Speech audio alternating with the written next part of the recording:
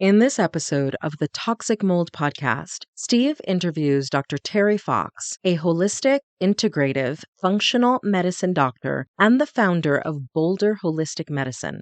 Having completed her medical training at the University of California, San Francisco Medical School, Dr. Fox is board certified by the American Board of Integrative Holistic Medicine and has spent the last 20 years practicing functional medicine. Dr. Fox has experience in fatigue, bioidentical hormones, sleep disorders, gastrointestinal dysfunction, and chronic inflammatory response syndrome from mold toxicity and Lyme disease. She brings a unique blend of Western medicine, herbal medicine, nutrition, and exercise counseling, supplements, and stress reduction techniques to provide her patients with a true holistic approach to healing. During this episode, Dr. Fox talks about her mold story and how her first major experience with mold came when her 8-year-old son went from being a thrill-seeking, rambunctious child to a little boy who didn't get out of bed for 6 months. This led her down a path of gaining a deeper understanding of the impact of mold toxicity on the body.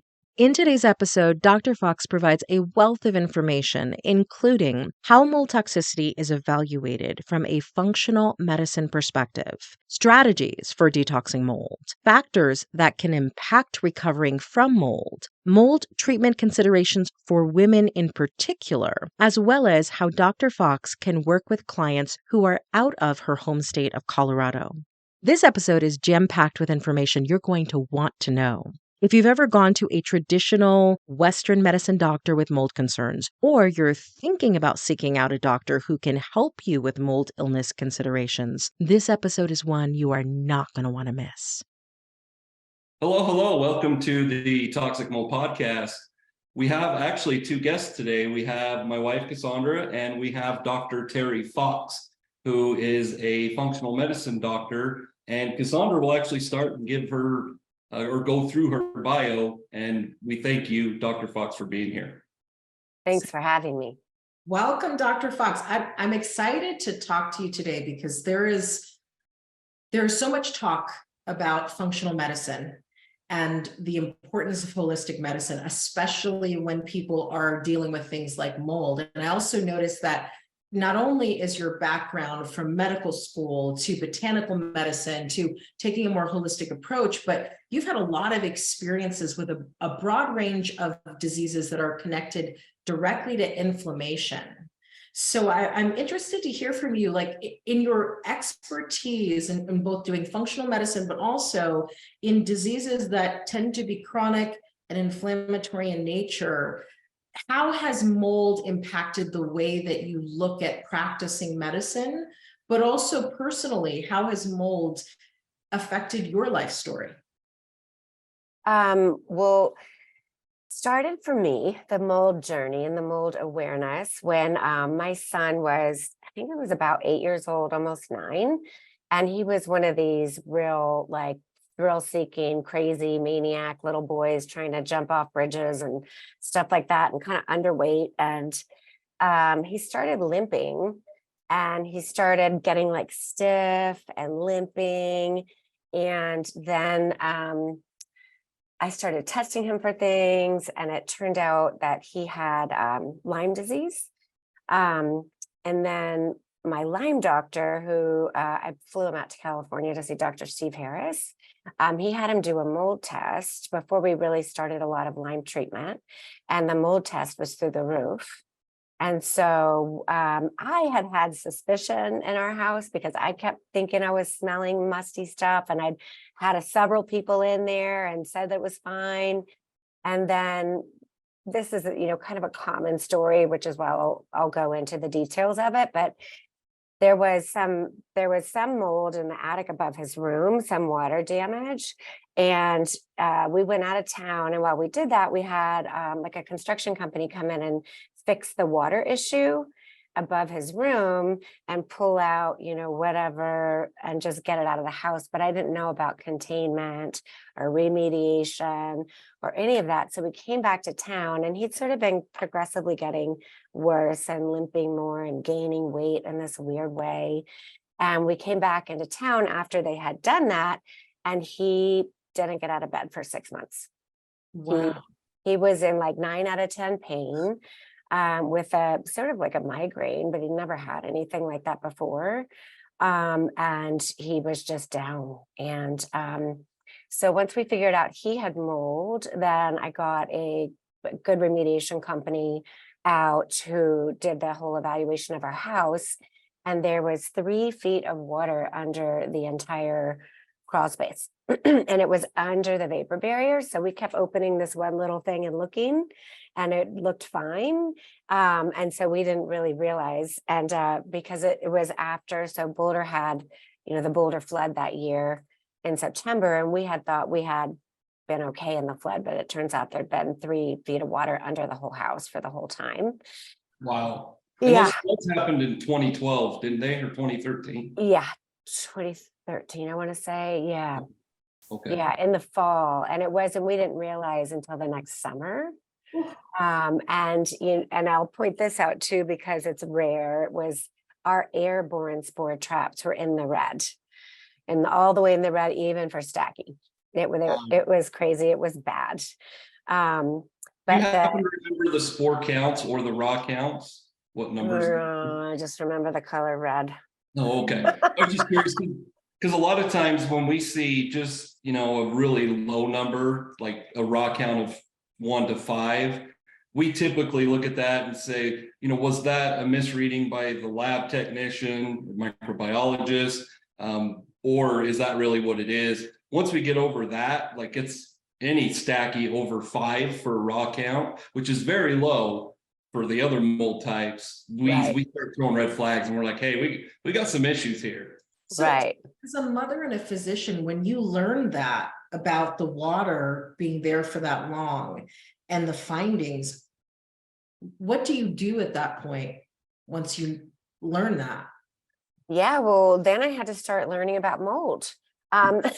So I had been doing sort of functional medicine and doing a lot of fatigue and gut dysfunction and sleep and hormones, bioidentical hormones. And that worked for about 80% of my patients at that time. And about 20% didn't get better. And then I, over a few years, figured out all of those had Lyme disease. And so I ended up my practice, the Lyme got bigger and bigger and bigger. And then you realize that if there's mold, if the person is exposed to mold or has any mold colonization, mold is such a complete attack on the immune system that Lyme becomes opportunistic and activates and replicates in the presence of mold. And so then mold sort of took over all the Lyme patients because, then I started testing them, and 2/3 of them all had mold. And then when you treat the mold, the Lyme goes back into dormancy and all the Lyme symptoms go away, which is amazing and incredible. And so, yeah, I started learning back then and, going to conferences. Back then it was just the American Academy of Environmental Medicine. And now there's a bunch of different organizations that we're all in. And now I would say I do primarily mold. My practice is probably 80% mold patients. Okay. So you mentioned something that pretty much every one of my clients brings up, and it's Lyme's.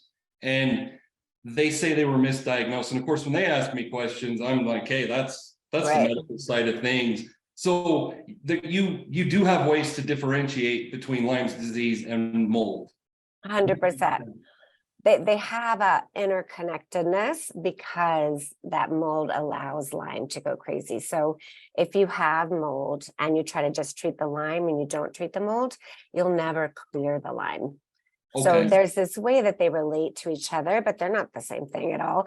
And the test for Lyme is the one I use mostly as a blood draw through IGeneX.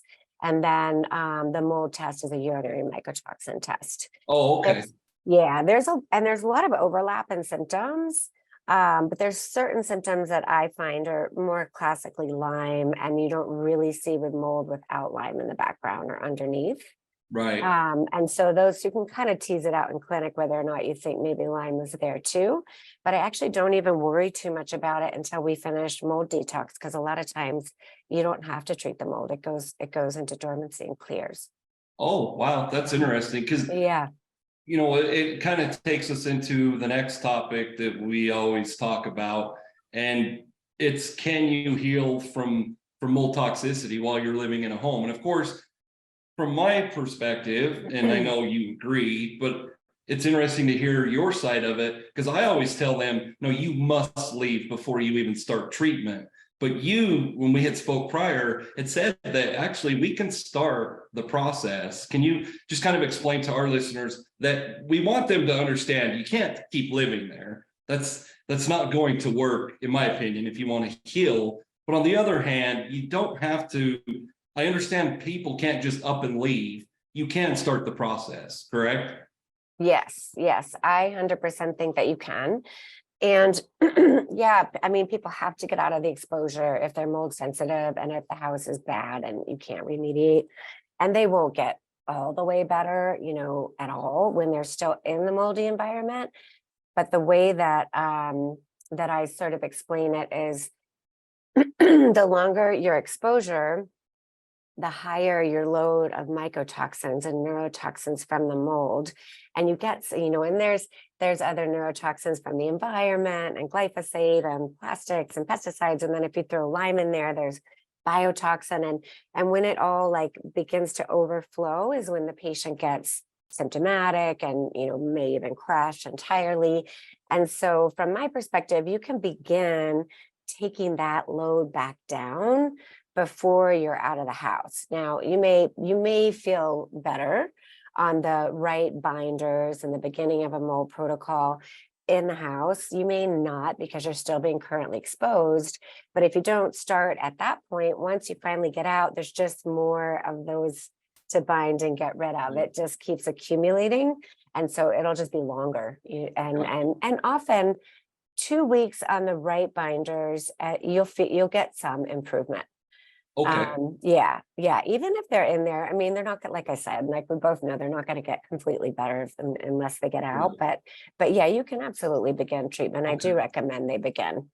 Okay. Dr. Fox, what would you suggest? I mean, I hear you talking about protocols because this is what you do, Right. and you come at it from a functional medicine.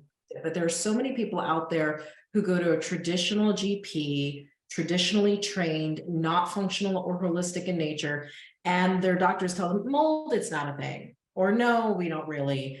What would you recommend for someone listening or watching this who says, I went to my normal doctor and they poo-pooed my symptoms and my things away? What's your recommendation for managing that? Yeah, it's really unfortunate. There's not a lot of awareness in the regular Western medical community at all about mold. I'm hoping that will change over time with all of us in this world trying to, get the word out. And I tell them to find somebody who knows what they're doing with mold. And I don't actually even tell them a functional medicine doc unless they do mold or biotoxin illness. So I have them go to, I'm a founding member of an organization called the International Society of Environmentally Acquired Illness. It's ICI. And there's a big long list of providers all over the country. And they're all people that do what I do. And we all share information and research, and we have conferences and all that stuff. And so ideally they can find somebody through ICI who knows actually how to really treat mold. And if not, then yes, find a local functional medicine doc and see if they know anything about this. And, sometimes they will.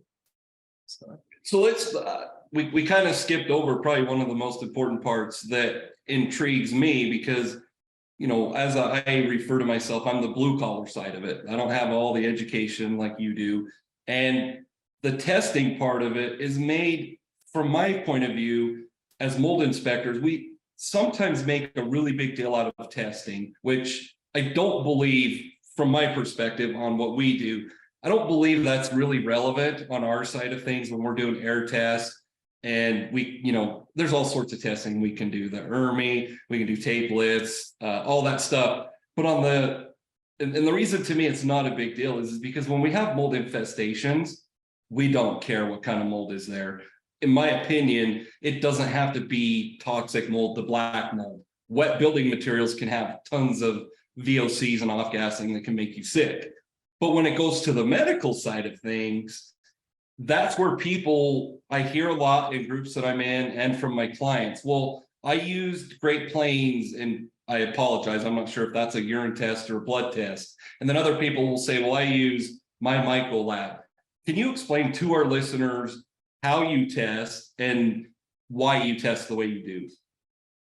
Yeah, sure. So I do a urinary mycotoxin test. So mycotoxins are the toxin that mold excretes that is pathogenic to humans or disease causing to humans. And so it's a urinary mycotoxin test. There are markers in the blood that can sort of paint a picture of inflammation that would make mold suspicious. So if you're not sure initially what you're dealing with, and you don't know if it's mold, I might throw the biomarkers in the blood draw, the things you might have heard of like C4A or MMP9 or some of those. But I don't consider those as conclusive or definitive. So I do a urine mycotoxin test to see if there's actually mycotoxins in the system. So my myco, I believe my myco is the one that is antibodies to mold. So it shows that you have IgG antibodies to mold. That to me doesn't tell me whether or not there's mold in the body. It means they've made an antibody to it at some point. Right. And is it still present? Is it, I don't know. And so at this point, I don't love that one or use it very much. I like the real-time labs one the best. And the reason is because it's very specific, meaning there's not a lot of false positives from food or different things. And the downside is it's not as specific, it's not as sensitive. So it'll miss some of it. And so I provoke this test with a pretty dramatic provocation. So I have them come in for an IV of glutathione with some phosphatidylcholine, both of which heal the central nervous system, and they help you detox or pull out mycotoxins. And then we collect the urine after that. Cool. And if we're doing a retest, then the patient, I'll actually have them be on an antifungal medication for the test as well. So if you had colonized mold and you give somebody an antifungal medication that kills mold, it releases its contents, which are the mycotoxins and the nanoparticles and the stuff that make us sick. So I'll have them take their itraconazole or whatever antifungal that they're on or that they were on for the retest and do the IV. And then I feel like I'm getting a true real sense of what's in the system. That makes a lot of sense, because like I've said, there's a lot of, we spoke about this when we first spoke a couple of weeks ago. A lot of people will say, well, for the testing, and once again, I don't use the medical terms because I'm the blue collar guy, but they'll say, well, it's foods, it could be, something in foods. And you were very quick to say, just like I say about allergies, there's a huge difference between an allergy to mold and mold toxicity. And from what I understood, what you said about food, it's similar to that, where you really, something in a food is not going to cause what mold exposure would. Is that correct? Yes. You mean in the testing or in the person? In the testing, yes. Because they say that with the testing, the problem that you have is if there's a positive, and when I'm dealing with these people, I'm not dealing with them on a medical side of it. It's just my side of it. And they'll say, well, in a urine test, you're expelling those mycotoxins, but it could be from foods. And I guess my point is they try to say, well, it's not necessarily mold. It could be from food.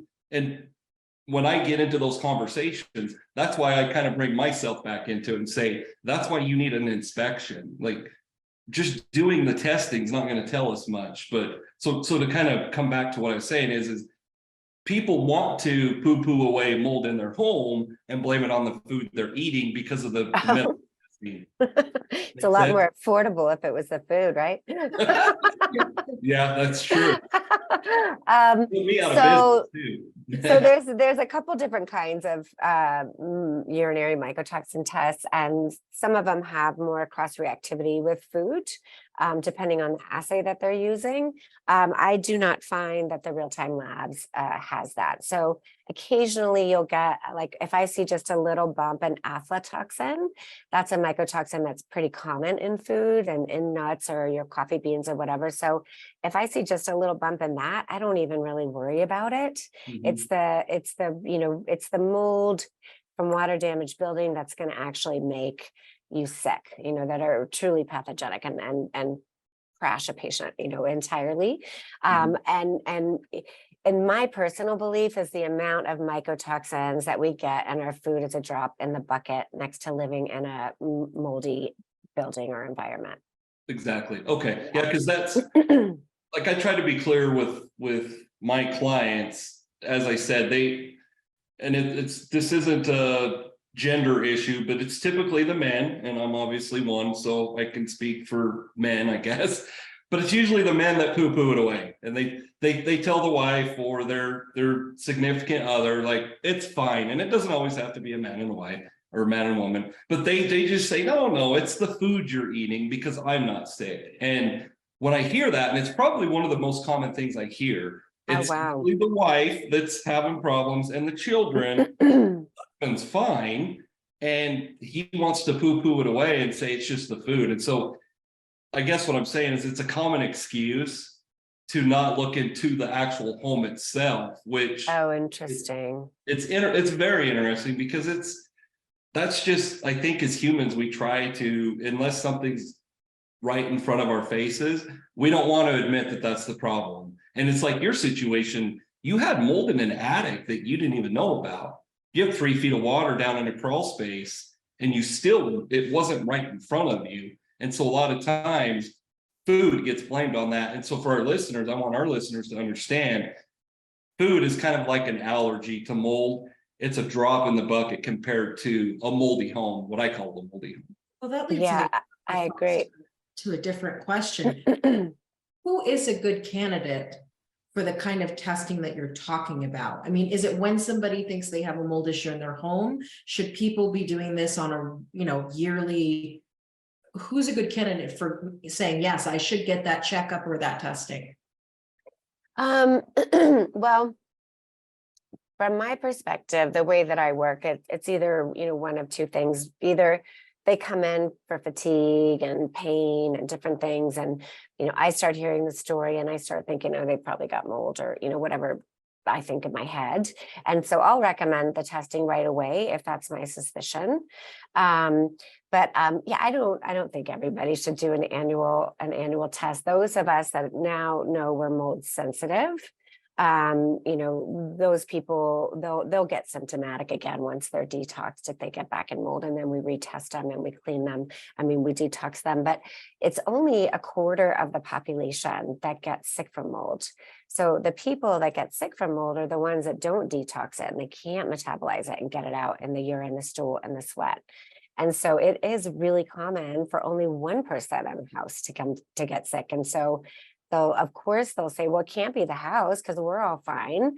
But that is the most common situation is 1, maybe 2 people in the house. And so they don't think it's the house. And then I would always also say that when if I have a positive mold test on a patient, they always say it's not my house. I know I don't have any mold in my house. I'm 100% sure. And I'll do the whole, any musty smells, any history of water leaks, any old flooding, I'll do the whole thing. And then, they'll swear up and down it's not their house. And then I still tell them they have to get their house evaluated because if we don't, and I assume you're right, we're going to go down this, protocol, pretty lengthy protocol, and you're not going to get better. And then I'm going to make you test your house. And then 6 months of your life, is wasted. So, you have to really rule it out. Yeah. And how often do you run into your clients that, let's say that they give Steve a call, I go out, we do an assessment, we don't find visible mold, we run air tests, we don't see anything that's a red flag. My next suggestion to my clients is, are you going to school somewhere? Where do you spend most of your time? Is it at work? How often do you find out that the exposure is not even at home? Well, there's two pieces to that. One is it can be a previous exposure. So theoretically, you can colonize from a previous exposure. And so sometimes the person, like, in the intake, they will, reveal that like they first got sick and let's say 2015, and I'll start asking, well, where were you living in 2015 and when did you move? And so, or they might even know that they did live in a moldy space a few years ago. They got out, they never even thought about it afterwards. And then in our intake, they realize, oh, that's when I started getting sick. Okay. And so you can have a previous exposure. That happens a decent amount of the time. And then the other piece was, oh yeah, home or office. I would say, maybe 15%. Okay. It's at a different place. Like I've definitely seen it in like a vacation home in the mountains, or some kids at school, or other people when it's in their office. But it's more often like at home where you're sleeping, and now everybody's working from home. So if they had a moldy issue that they were maybe just treading water with, and then they work at home full time, then they get sick. Right. That it's too much. Yeah. Okay. Yeah, because something we cover quite often in a lot of the social media stuff that we do, my podcast.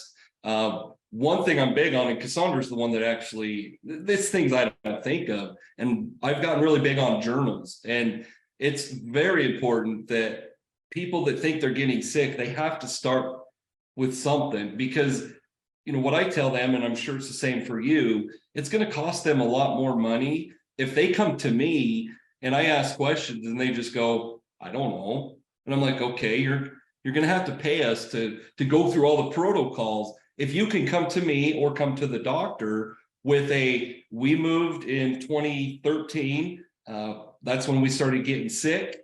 Or let's say we went to our summer home and we were sick all summer, got back home and we started feeling a little bit better, but we're still not feeling the best. I always tell them, I'm like, write these things down, because as frustrating as it is for me, I'm sure it's the same for you. It's very frustrating to hear, I don't know. It's like, well, then I don't know what to tell you either, And it's difficult. And like I said, if they can come to you at least with something, you have something to go off of. Yeah. And I tend to pull the details out of them and the intake, and try to figure out some, hints and parts of the puzzle and the timeline and all of that to see if it lines up. And then I try to track as much as I can for them, because, patients tend to not remember the absence of symptoms. So like if I have their 10 things they came to me with, and then I go, well, how are the migraines now? And they go, oh my gosh, I haven't had one in a month. But they didn't even remember that they were having them every day. Right. And then I definitely ask them to track. It's important in the treatment piece as well, because you can go too hard, too fast, detoxing mold, and make somebody more sick. And so if they're not tracking and being careful, like going slowly and making sure they're, that I have them go up on binders, like real slow. Like you start with one, make sure you feel nothing or better, and then you go up and sort of, so it's kind of like, once the body begins to detox mold and you begin, like, let's say they're on binders and glutathione and that sort of thing, your cells get the signal that there's a way out, and your cells don't want these toxins. And so they'll start dumping. And if they dump more toxins, mycotoxins, biotoxin, then the body can get out in the urine, the stool, and the sweat, then they get more symptomatic and they feel worse. And in mold, it doesn't really help at all to suffer through that pain. Like you're not getting there any faster, you're moving stuff around. So there's a boundary that we pay attention to. And so tracking from this perspective also is really important. Right. So you bring up something that I wasn't even prepared to even ask this question, so forgive me if I use the wrong verbiage, but I see a lot of people that think that saunas or there's these like little portable tents, and people ask me about it, and I'm like, oh, that's for your doctor. Do you have any recommendations for that, or is that helpful for Infrared sauna, very helpful. it is? Okay. Yeah, you sweat out the mycotoxins. It's not going to do it by itself, Okay. but it helps a lot.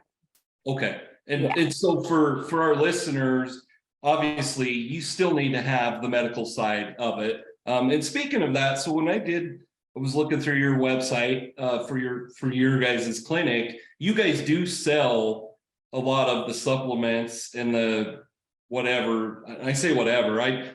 From my point of view, I tell my clients binders. Like, I'm very clear, I don't get out of my wheelhouse. I'm like, that's the medical side. But you do sell those on your website? Yeah, we have a whole pharmacy here, And and you can do them on the website too. so do they have to have a prescription if they were to, let's just say Binders? What's that? A prescription to get binders? Yes. No. Okay. No, but they should be guided. I mean, Right. so for me, when we get the urinary mycotoxin result back, it has the different class of, the trichothecenes and the ochratoxin A and the gliotoxin, the different classes of mycotoxins, and different mycotoxins have a different affinity for different binders. So that's why when somebody goes and they just go take cholestyramine or something, and they don't know what they've got, they don't get better because cholestyramine won't bind trichothecenes, for example, from black mold, and that might be what's making them so sick. And so it's more targeted.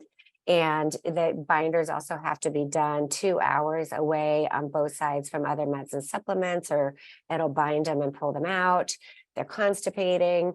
The entire detox won't work if you get backed up. So you have to, work with them to increase magnesium citrate or whatever works for them for the daily movement. And so, I mean, it should sort of be guided, but no, I guess cholestyramine, you need a prescription for, but like activated charcoal, bentonite clay, most of the other ones, you don't need a prescription for. You can get them over the counter. Yeah. And you can get them on our it's not exactly our website. Like, we don't have a pharmacy on there, but we have 2 online dispensaries that, are through different organizations. Right. So just for our listeners, just like I say, from our side of things, whether you're doing mold inspections or mold mitigation, you don't want to try it on your own. It's the same with yours. And the reason I was asking is if and it made sense how you explained it. There's so many people out there that say, well, I Googled this because, Google's a really great doctor. Like I've had like 5 degrees from Google. So and now we have AI too. Yeah, exactly. So I actually got that not too long ago, and it's quite interesting just to ask questions. But they read somewhere and just think that they can take some supplement that's going to fix everything. So you explaining everything's telling our listeners what I always tell them: you have to get the professionals involved. Like, if you want to heal, I mean, there's part of those protocols that you do have to have a prescription for. what are those?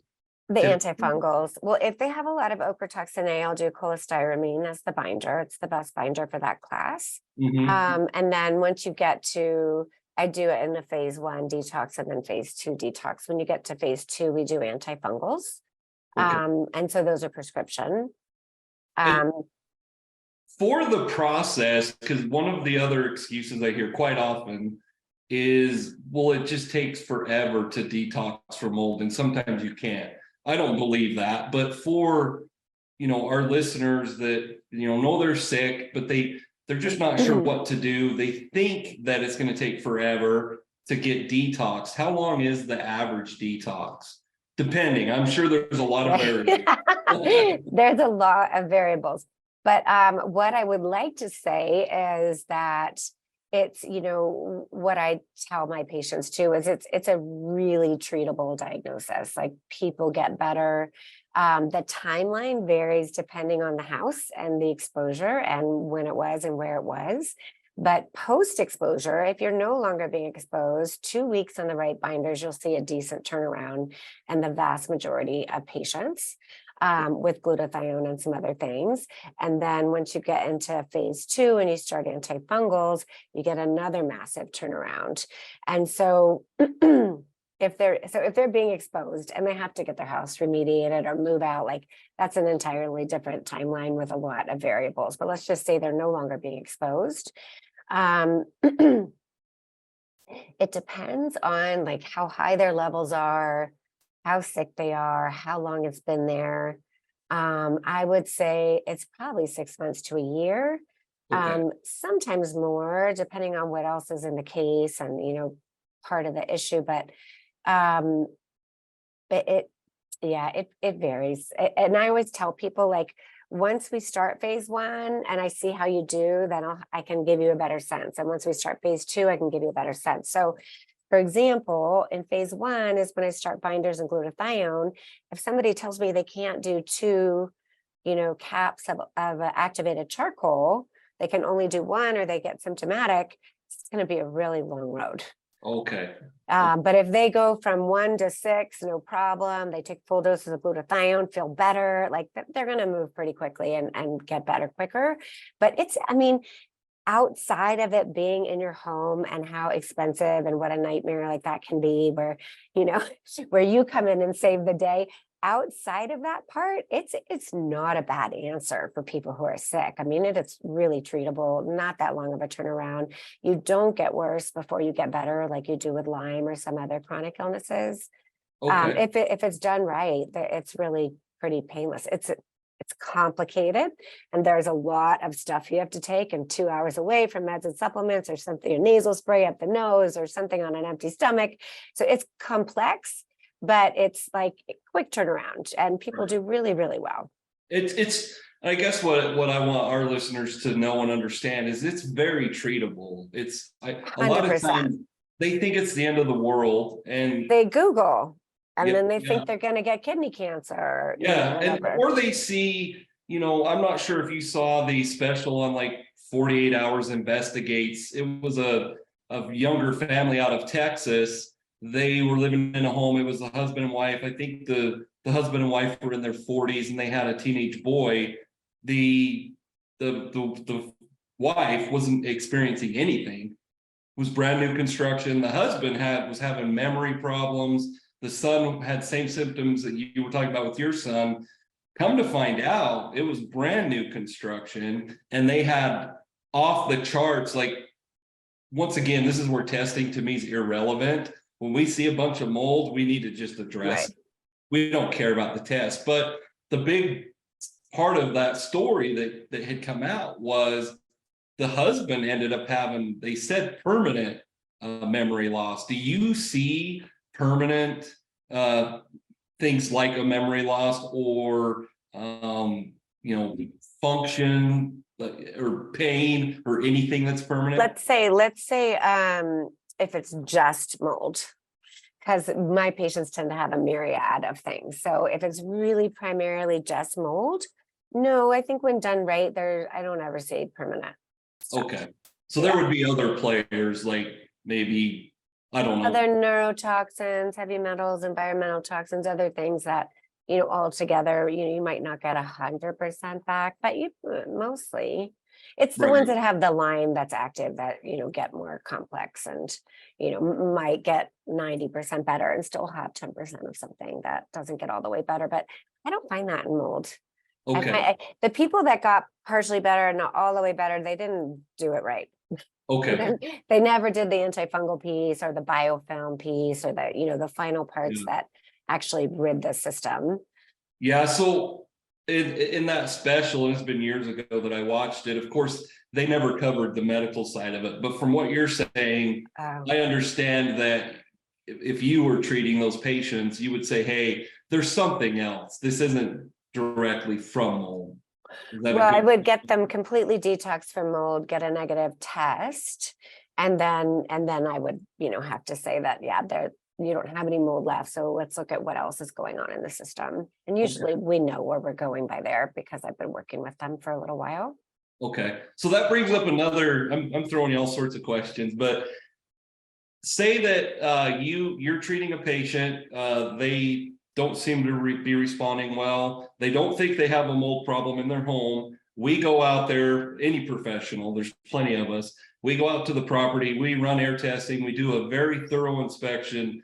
when I say thorough, we're using infrared cameras, moisture meters, bore scopes. We're really, which is what a mold inspection is. So for our listeners, that's why you hire a mold inspector that knows what they're doing. But anyhow, we go out there, we don't see any water damage, we don't see anything. From my perspective, I always tell my clients, you know, we have to go to other things like VOCs or heavy metals or things like that. Do you have a way from the medical side to know if it is still a mold concern, that maybe it might not be at their home, it could be at their workplace? That's a complex question, but when you're treating them and they're still responding, do you know it's still mold once you've treated all of that?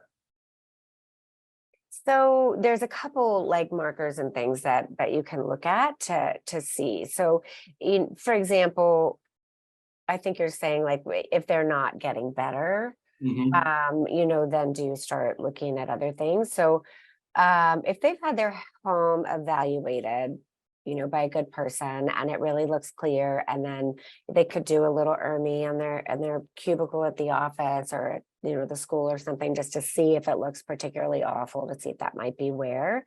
But yeah, and then there's also in the blood, there's a C4A, which is a biomarker for mold exposure. And like I said before, it's not a perfect marker, but if it was high in the beginning and it's coming down as you're going through detox, then you feel pretty good that you're on the right track.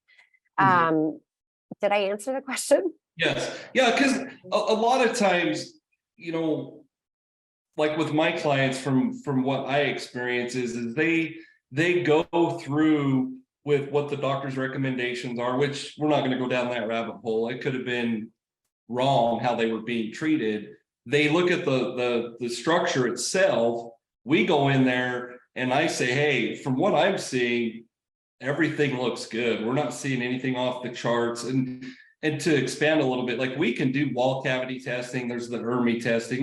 There's testing that I prefer. Doesn't make it right or wrong. Right. But at the end of the day, like, the inspection's more important than anything to me. Yeah, I think so too. The property conditions are what really matter. Yeah. But then they say, well, so then what is it? And I just have to respond and say, I don't know. And from the medical side, that's all I was trying to get at is we, from what you told me, you can rule out mold. You can say, hey, it's not your mold. Well, it's not mold. Exactly. I can't say whether or not it's in their house. I can say whether or not it's in their body. Yes. So they're either breathing it out in their house and then peeing it out and we're seeing it in the urine, or they've colonized from a previous exposure. So I'm coming at it from like the opposite timeline where I already have a mold test. I know it's positive. And then I get someone like you, ideally, to go out to their house. And then if they get a clean bill there, then we assume it's previous exposure. Okay. So Dr. Fox, I'd love to talk about mold and women's health, because I'm seeing a lot of things in the research that are emerging around mold and fertility. And in a world where we have so many endocrine disruptors, perimenopause, menopause, pregnancy, what is your take on mold and women's health specifically? Does mold, especially for women who are trying to get pregnant, perimenopause, menopause, does mold look different in women? Oh, does it look different in women? Oh, I'm not sure if it does. I mean, it's an endocrine disruptor, so it will, you know, mess up your hormones. And all my mold patients have hormonal issues, whether they're men or women. But you know, almost all of them have no thyroid. You know, very little thyroid function. The women tend to have low progesterone. When your progesterone is low, you'll get more anxiety, insomnia, irritability, anger, impatience. Your periods will get irregular, more heavy, more painful. And that can be explained by what the mold does in the brain, but also even just what it does to the adrenals, putting you in a fight or flight when you don't feel well. And then cortisol and progesterone convert to each other. So that can take the progesterone. And men, you see, they have very low testosterone as well. And so it's very common to see the hormones completely out of balance. And I always tell my patients, like, we're going to strengthen the system enough to get you to be able to tolerate treatment and detoxification. And in the end, you might not need thyroid forever. But right now, when you've got none, your system's going to be a lot stronger and be able to get better if we just feed it like what it's missing, like what it's depleted in. And then the pregnancy part is so hard because you can't really do much. So anything you were to detox would go straight to the baby. And same with breastfeeding. So you never want to detox during pregnancy or during nursing. So I've definitely had a few cases where, I had a recent one that I just saw yesterday, I think, and she had come to me after being like sick for a while and years. And then we, got her diagnosis. We figured out it's mold. I start her on the detox protocol. And 2 weeks later, she finds out she's pregnant. And I'm like, okay, stop all of it. So you can have a little glutathione and we'll come back to me later. And she just came done breastfeeding and is like, help, I want to get better. But it's a smart thing for women to think about before getting pregnant, to detox, mold or environmental toxins, heavy metals, anything that they can, because it does go straight to the placenta.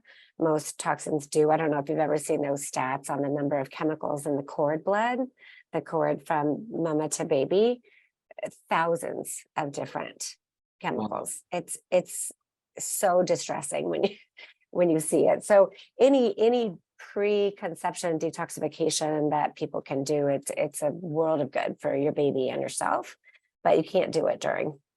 Wow. That's important for women to know. It is, and most don't. And I think it's sort of hard to convince a young woman that wants to get pregnant that she ought to wait a year and test herself for every toxins and do this whole thing, But ideally, that's what would happen.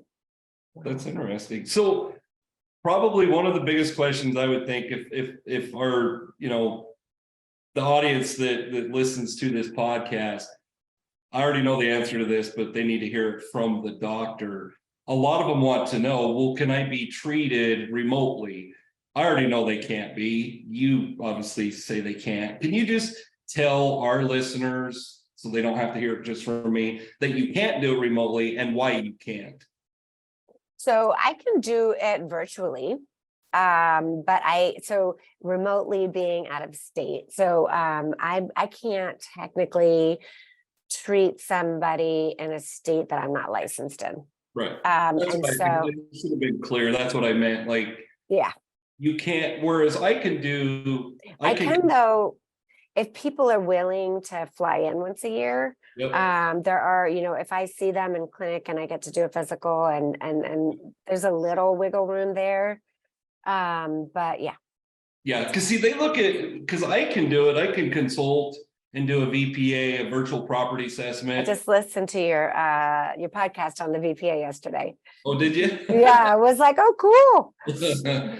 Thanks to COVID, Cassandra's the one that told me. She's like, you know what? A lot of my clients, like I have clients and people I deal with in Kuwait and all across the globe, and I think there's plenty of room for all of us.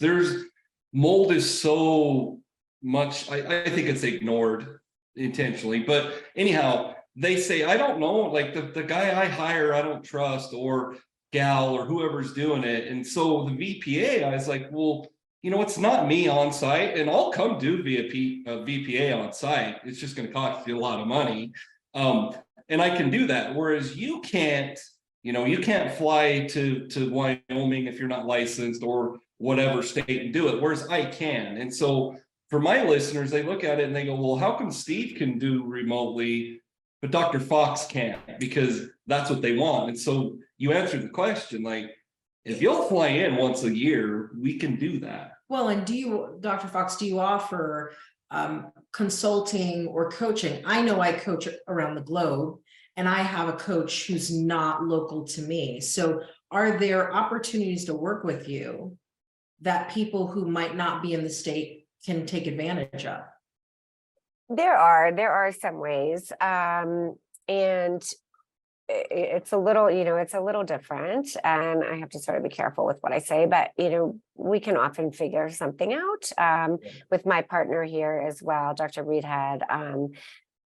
There's usually something we can figure out, but I am trying to put together a course so that if somebody wants to mold detox and they can't fly in and they can't afford to see me and all that, that they can buy the course and do it on their own.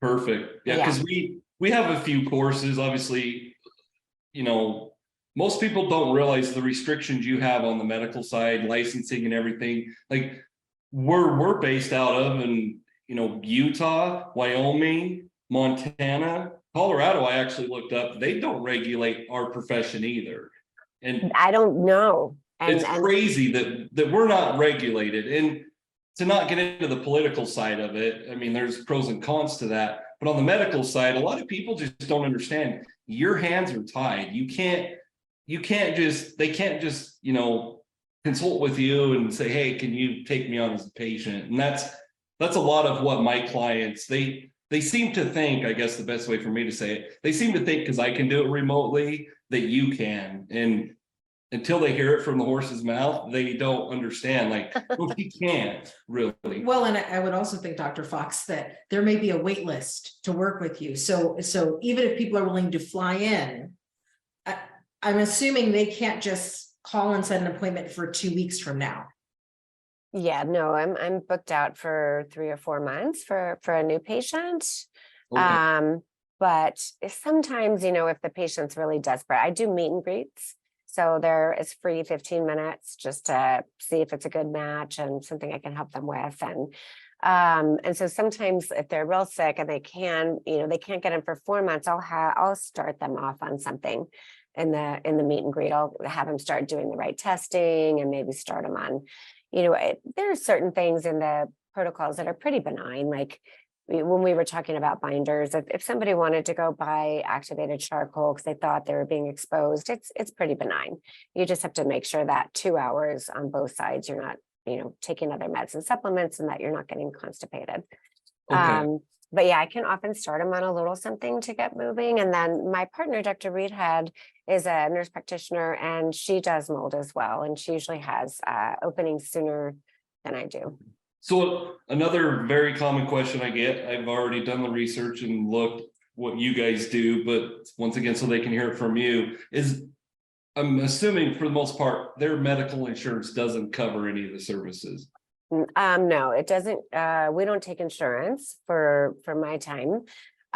We will use their insurance for everything we can. So like I usually do a pretty big blood draw in the beginning. Like there's certain things that get depleted in mold. And like we were talking about before with I do all the hormones and I'll do, basic nutrient panels and all of that. That gets billed directly to their insurance. Okay. And then some of the other specialty testing is contracted with insurance and they have to pay some portion, but none of the mold tests are covered. Because that's probably one of the most common things. It's interesting to say that some of the testing is covered because my clients, most of the time, they tell me that their insurance won't cover anything. So that was, I probably should. No, we get it covered, whatever we need to. I mean, whatever we can, Right. And I should mention too, when we were talking just about different mold testing, that when a patient can't get the IV provocation, I also really like Vibrant. I don't know if you've heard of that one. No. It's another mycotoxin urinary test, and that one doesn't need to be provoked. So when somebody can't do the provocation that I like, I have them do the Vibrant. Okay. Yes, I get, for the most part, I try to stay totally out of the medical side, obviously for legal reasons. And the biggest misconception that I think I see in my side of the mold field is someone thinks they can go get a test done and maybe they just did it on their own. And then they want to just send me the results and say, hey, Steve, what do you think? And I look at it and I go, okay, yeah, this can be from this, and this is from water damage, building materials. Or when it comes to the mold testing, from the medical testing, we could say, yeah, that's from Penicillium aspergillus. But my hands are, I shouldn't say they're tied, but I don't have enough information to even come up with any conclusions. And I guess my point is behind all that is when you're only doing one little test here and one little test there because you say you can't afford it. It just, there's not much I can do. I'm sure you're similar to that. Like, it boils down to you have to go see a doctor. And on the building side, you have to hire a competent mold inspector. Competent, yes. I mean, There's a lot of people out there that don't do a complete evaluation, and yeah, Absolutely. lots.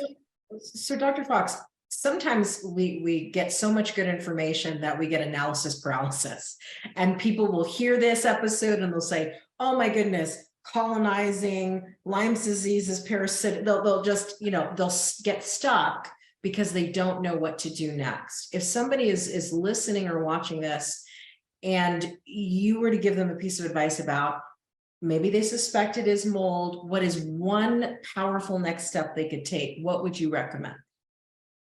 So if they're not in Colorado, I would just say go ahead and do a urinary vibrant mycotoxin if you're suspecting that your illness is from mold. Vibrant is the company, yeah. Listeners, I will put before we post this, I will put a link to Vibrant just for our listeners, so in the description. Yeah, sure. And like I said, I love the real-time labs the best, but it does need a decent provocation or they might miss it. Absolutely. So that would be their next step. Now, I would say, because then once they know it's mold, they've got their diagnosis, then they got to figure out if it's their house, they got to find a doc that can help them, and they kind of know what their, what the, core or root cause is of what's going on for them. Absolutely. And so now, if they're in Colorado, what would you recommend? Then I'd have them come in and get the IV provocation, the real-time lab ones. Yeah. Okay. And they can reach you at boulderholistic.com at your website. They can, I went through it, looked at everything. They can book everything, or not book, but they can sign up online. They can call you guys. I'm assuming they have ways that they can in Colorado, and even if they're not in Colorado, they can still reach out. Yeah. It's info@boulderholistic.com is the email. Okay. And are there social media outlets where people can get and stay connected with you? So we have a pretty big newsletter. We send out a lot of emails, campaign emails, just informing people, and blogs every week or two. And so there's a lot of information you can get just being on our newsletter. And then we have some Instagram and some Facebook, but not, I wouldn't say we're fully focused on that yet. We do a bit of it. And so the newsletter, that they can just go to your website and they can sign up for your sign up. Yeah. And will the newsletter be via the email sign up where they'll be the first to hear about your course once it's ready? Yeah. Okay. Perfect. Yeah, definitely. That'll be announced. Oh, well, thank you so much for doing the work that you guys are doing. It's so important. And it's the whole other side of what I can't do that needs to be done. And like we said, not everybody's good at it. And I'm so grateful that you're out there and you're educating people and you're educating them about how to keep their, the house from even getting mold and water damage. So thanks for the work you do. Thank you. Thank you so much, Dr. Fox. Okay, well, we appreciate you being on the Toxic Mold Podcast, Dr. Fox. You were very informative for all of our listeners. And thank you, Cassandra, for being here. Thank you, everyone, for listening to the Toxic Mold Podcast. Have a great day.